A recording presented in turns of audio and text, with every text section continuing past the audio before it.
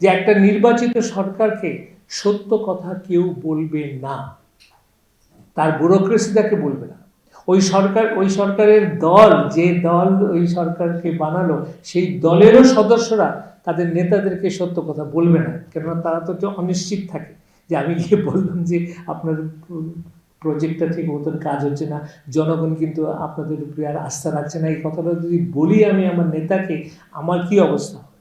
তো সেই কারণে দলের লোকজন হয়তো বলে, আমি বাট সাধারণত বলবে না। ব্যুরোক্রেসি কোনোদিন আপনাকে সত্য কথা বলবে না। আপনাকে যারা সাহায্য করা, অর্থাৎ ইন্টেলিজেন্স এজেন্সিস, যারা আপনার হয়ে বাজার তথ্য, জনগণের মতামত, তারাও হিস্ট্রি প্রুভস, তারাও সরকারকে সত্য কথা বলে না।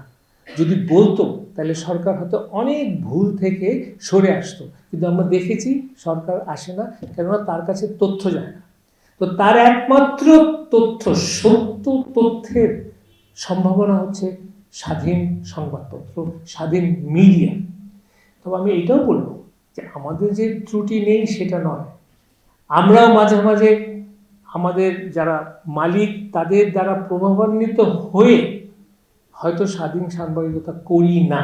তো সেটা আমি মনে করি আমাদের পেশার একটা বিরাট প্রশ্ন, আমাদের পেশার একটা বিরাট দায়িত্ব।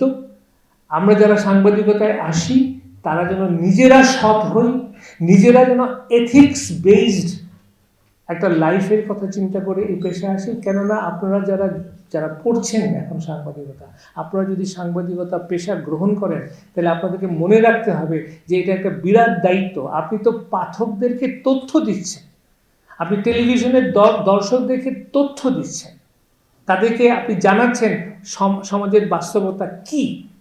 কিন্তু আপনার ব্যক্তিত্বের উপরে যদি সন্দেহ আসে তাহলে আপনার যারা পাঠক, আপনাকে যারা টেলিভিশনের পর্দায় দেখছে, আপনাকে যারা ধরেন ইউটিউবের মাধ্যমে দেখছে, তারা কি আপনার উপরে আস্থাশীল হবে? তাই ইচ অফ আস, এবং সেখানে আমি মনে করি the role of editors absolutely essential. একজন সম্পাদক কোনোভাবেই নীতি বিচ্যুতি ঘটাতে পারবেন না। নতুন রিন গভীর থেকে পরিষ্কার করে কাপড়কে রাখে নতুনের মতো উজ্জ্বল। নতুন রিন অ্যাডভান্সড পাউডার।